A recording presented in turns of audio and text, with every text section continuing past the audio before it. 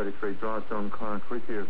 Well, one of the aftermaths of heavy rain, and I seem to go sort of hand in hand, at least on my journey to and from work, is rain-damaged roads. And I'm sure I'm not alone in this. We do hear quite a lot, don't we, about damaged road surfaces and potholes after heavy rain, and it can be dangerous. I went through a pothole the other day that shook the fillings out of my teeth. It was amazing. And I thought at the time, goodness me, what sort of damage has that done to the front suspension of the car?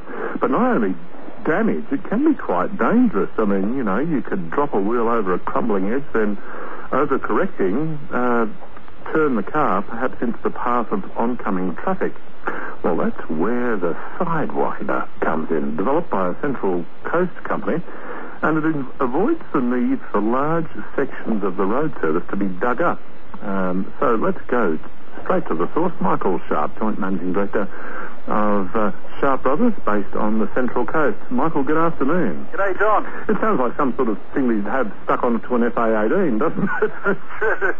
The Sidewinder is a good name. It's a great name, but is this product something that is going to help, well, I guess both sides of the equation here, motorists and those who work on the roads? Oh, definitely. I mean, the cost as well. As anyone who's travelled Australia's vast highways knows, the usual way of repairing broken edges is to dig up the whole road and then resurface the whole lot. Well, this causes major traffic disruptions and obviously it's very costly. Well, it is. One of the things that I think motorists would applaud, and it seems to be a comparatively recent phenomenon, is this night road work. I mean, that, taking sense of when the heavy traffic is and trying to do the work when it, has least impact is at least a start in the right direction, isn't it? Oh, that's true. I mean, we're all short for time these days, and the roads are certainly getting busier. But, my brothers and I put a lot of thought into the repair of the road edges in particular, because we thought there must be a better way. So, we invested a great deal of time and money and developed this patented equipment in our own workshop here at Gosford. Well, that's thrilling for not only for you, but also for Australia and indeed the Central Coast.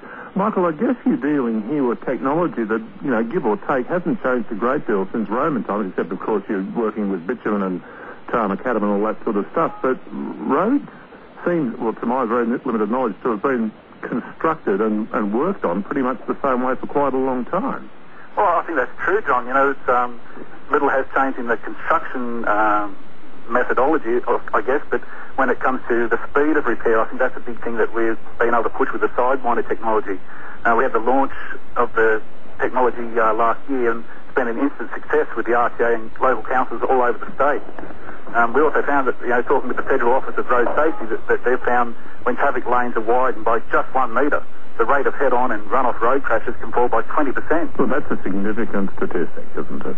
It's certainly saving lives, and the Sidewinder purpose-built equipment works quickly. Minimum disturbance to road users.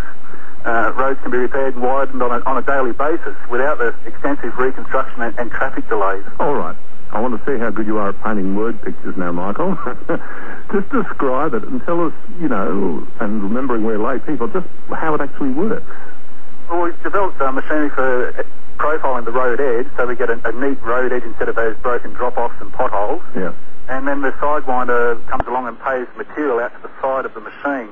So the trucks basically tip the asphalt or recycled gravels and road base can be spread out to the side of the machine and widen and realign the road edges too. It's a job that would normally take at least a week, digging up the whole road and final bitumen sealing. We can complete that work in a day and definitely at a much lower cost. Does it require any special expertise? Do the crews have to be retrained on this technique and technology? No, it's very simple technology what we've developed, and working with our staff as well. We've put a lot of effort into this over the last few years. But the technology can pave road base, gravel, recycled materials or asphalt. And it results in wider and stronger and safer roads. Well, this doesn't have to stop here in Australia, surely. No, we are looking at exporting the technology, and we're talking with manufacturers over in the United States at the moment to see what we can do about that. But with the safe work as well, Sharpe Bros have recently won the Safe Work Australia Award. Oh, congratulations. So that's been a big pat on the back for all our guys here, and it's really good to get the recognition of a job well done. I was thinking too, not only, looking to countries, developed countries, but surely there could be potential in underdeveloped countries that are, looking to get road networks and improve them from perhaps non-existent situations. Oh, I'm sure you're right, and that's something we will pursue. We've really been concentrating very heavily here in this country. Of course. I'm sure that's down the track. Have you received interest from other states as well, Michael? We have. We're talking to state road authorities in Victoria and Queensland, and early days, but we'll chase it up with interest. Is it expensive technology? I mean, you said a lot of time and money, but is it expensive equipment for these particular local governments, etc., to actually acquire? It's expensive. We spent millions of dollars to develop the machinery, and we're building more as we speak here in Gosford. But we contract our services out to the councils and the RTA, and it's certainly cheaper than the current methods. So, have you got a fair bit of work on the books?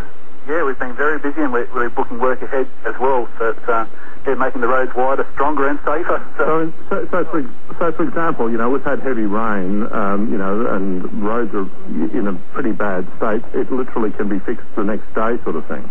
Definitely, yes. We can fix up to 1 kilometre of road edge per day. And it's not just the rain either, John. It's the, out west too, where it's been very dry. Yes. It has an impact on the road edges as well. So, you get some of these big semi-trailers hurtling down the road, and if we can make those edges better, well, it certainly has a positive impact on the motorist. Well, absolutely. And the thing is, too, that these roads are still more or less being...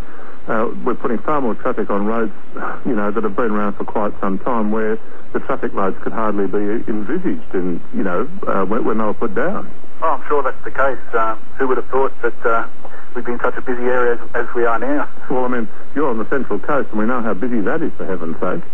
Yeah, that's right, but the way we can fix these road edges so quickly and efficiently certainly has an impact for the local councils, without the impact onto the local residents.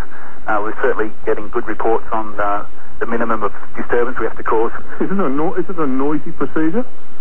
It's not particularly noisy, and we've had great success with the recycled gravels that we've been using, because from other road projects, yes, local councils are able to stockpile that material from other roads, and then we can put it onto road edges, so it's a good impact for making roads safer that way. Well, not only is it for making roads safer, but it is, in fact, using discarded materials, which in this day and age is something that we're all trying to do, isn't it? Oh, that's right. We put a lot of work into that, because we think there's a great future for recycled gravels. The profiling machines which we use to excavate those road edges, they have a way of granulating the existing roads, so that material can be reused with great success. Fantastic, and it's something of which you and your brothers and everyone can be justly proud. Michael, great to have a talk to you this afternoon. Terrific, Tom. Thank you. All the best. Bye-bye. Michael Sharpe, Joint Managing Director of Sharpe Bros, which has developed the Sidewinder. I have to say, I do love that name.